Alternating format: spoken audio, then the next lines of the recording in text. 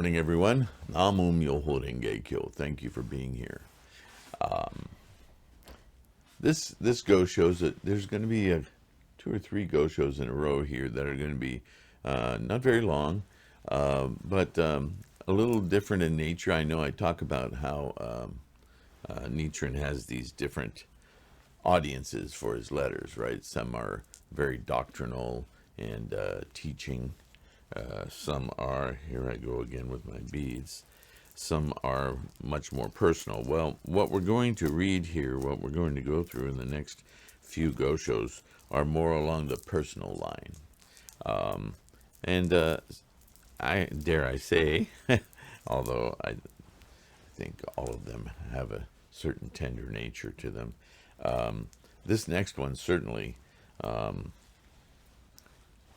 it's a reminder of how to conduct ourselves in our practice, really, because as we've discussed before, Nichiren's time is one of tremendous upheaval in Japan.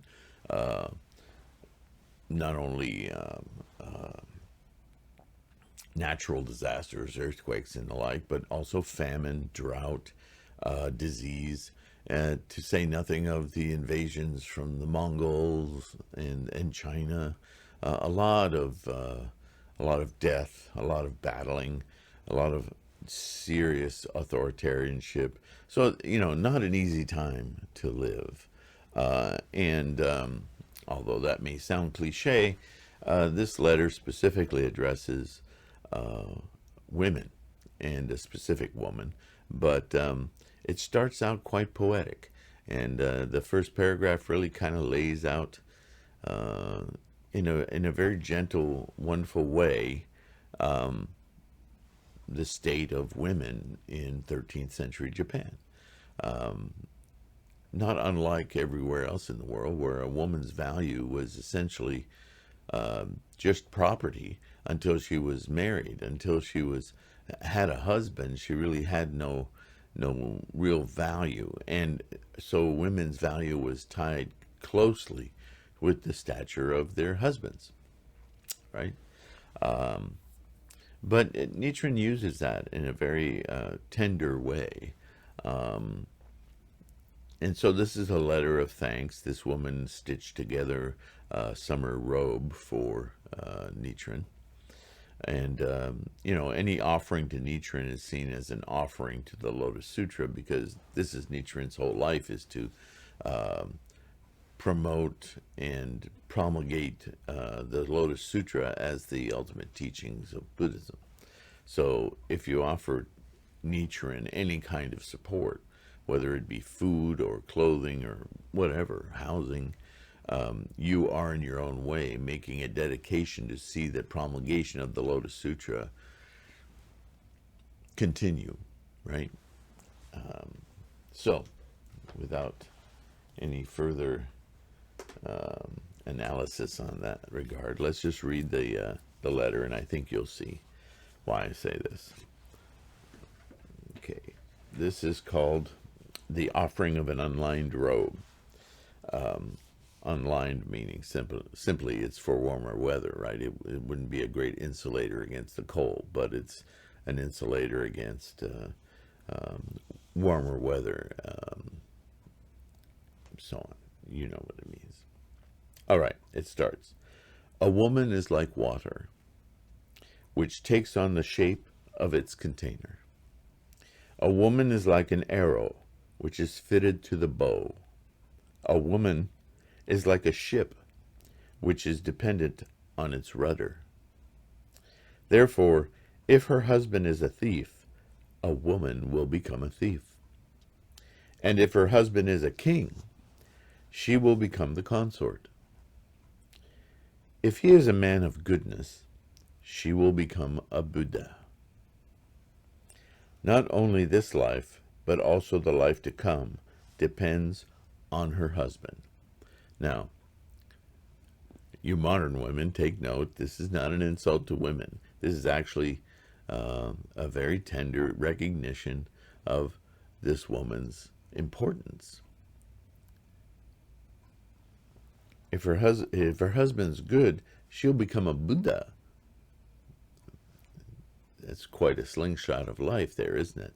So please don't hear this negatively. He's just honoring the cultural realities of the day. But this is quite poetic. I thought it was very beautiful. He continues. At the same time, Hyono Saimon is a votary of the Lotus Sutra. So now he's talking about her husband. No matter what may happen, because you are Simon's wife, the Buddha must acknowledge you as a woman of the Lotus Sutra. And moreover, you have aroused resolve of your own accord and have sent me an unlined robe for the sake of the Lotus Sutra. So he's, on the one hand, honoring the social structures of the day, because that would have been a meritorious thing for him to say to her. But at the same time, he's going outside the cultural realities of the day and saying, you've made your own commitment to the Lotus Sutra.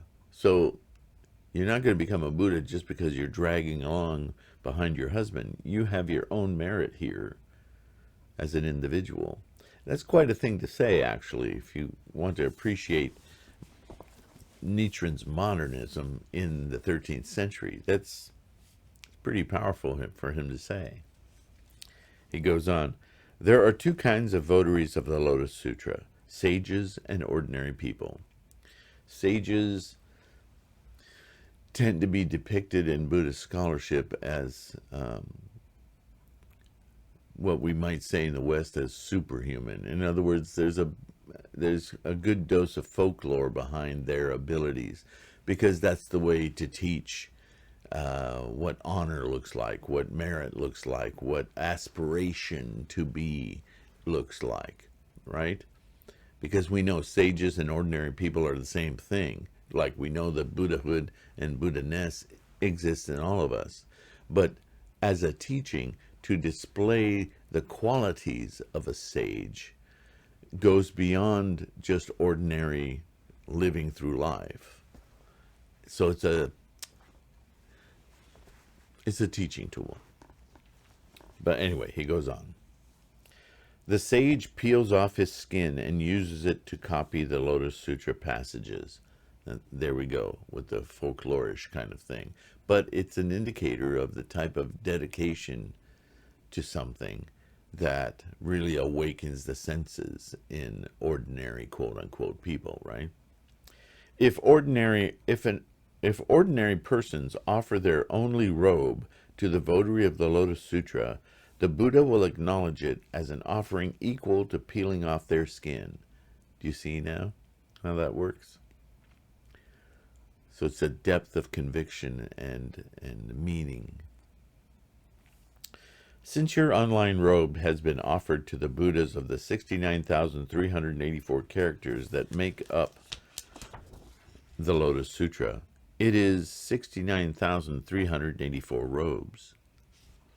Since it's an offering, so this is the interesting way for Nichiren to explore the meaningfulness of getting this robe. On the one hand, could be just a simple offering and a very gracious thing to do, but on the other hand, because it's a support to Nichiren's entire life of proselytizing the Lotus Sutra, she is in fact supporting the spread of the Lotus Sutra.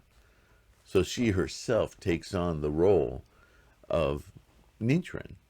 And so by supporting Nichiren, she commits the ultimate expression of support for the Lotus Sutra. And we've already discussed how the Lotus Sutra, every character in the Lotus Sutra is a representation of that Buddha-ness.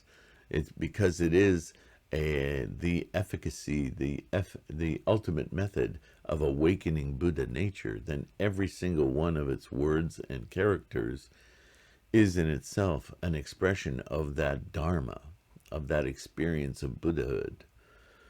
So this is why he says 69,384 characters. If she is supporting the promulgation of the Lotus Sutra, sorry, my mouth's not working really well. She's supporting every single character. And as we've discussed, characters, these calligraphies, aren't simply like English words. They're very conceptual in nature. So that's even more reason to speak in this way about the characters that make up the Lotus Sutra, because it isn't just the characters themselves, but their intercombination. The language structure of these ancient languages are very tonal, as well as I don't know the word, but they're very interrelated. So characters, the meaning of each character is molded by the characters that surround it, not only in small passages like words, but in sentences and so forth. We touch on this in modern languages a little bit, words in context, but it's much more involved in these older languages. And since, he continues, since every one of these 69,384 Buddhas is made up of the 69,384 sutra characters, it is as though you have offered that many robes to each of them. To illustrate, if a spark as small as a bean is set to a single blade of grass in a spring field of 1,000 square ri thick with grass, it becomes an instant, an immeasurable boundless blaze. Such is also the case with this robe. Though only one robe, it has been offered to the Buddhas of all the characters of the Lotus Sutra. Be firmly convinced that the benefits from this will extend to your parents, your grandparents, even to countless living beings, not to mention your own husband, whom you hold most dear. So, again, I have to say, we don't read a lot of letters like this from Nichiren, although it's touching to know that this sage, this bodhisattva, Nichiren, who is constantly writing and responding to debates with the government, debate with other schools, debate with the educated and those that would like to drive him out. The tremendous responsibility and work that he does in his scholarship to make room and to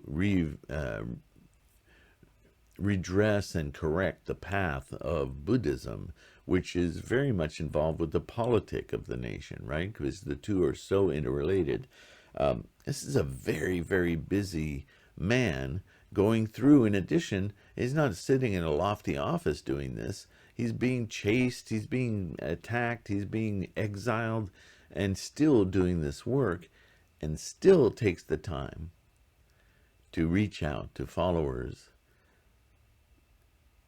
Doesn't matter their position in society, their import. It's just a very tender thing for him to spend some time creating such a lovely document, a lovely letter of acknowledgement and assurance. He still, he still has the Lotus Sutra in mind here as a teaching, but he does it in such a tender, I keep using that word, but really a tender way. It speaks a lot to the character of Bodhisattva Nichiren, right? And this is why I say it's kind of an exemplar for us to understand that no matter how much, how preoccupied we might be in our lives with the business of our lives, we have to take time to acknowledge the little things that really mean a lot more to us than we might at first acknowledge. The little benefits that we have in life that we take for, or would tend to take for granted. He takes time to acknowledge those things as just as important as everything else he's done. It's quite an example. And so that's it. It's a short letter, but it's so full of meaning and an exemplar again for us to follow. So with that, thank you so much. This this whole endeavor would be meaningless without you guys. So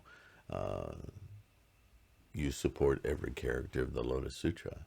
That's amazing. Take time to acknowledge yourself. Okay? And with that, take care of your health these days especially. Namo Myoho Renge Kyo. I so much appreciate your participation. Watch this podcast wherever you get your podcast. You don't watch it, you listen to it, Sylvain. And you can download it and listen to it at your leisure. And if you can, support in other ways. All the links are on the videos or at my website, threefoldlotus.com. And with that, one last thank you, and we'll see you in the next one. Namo Myoho Renge Kyo.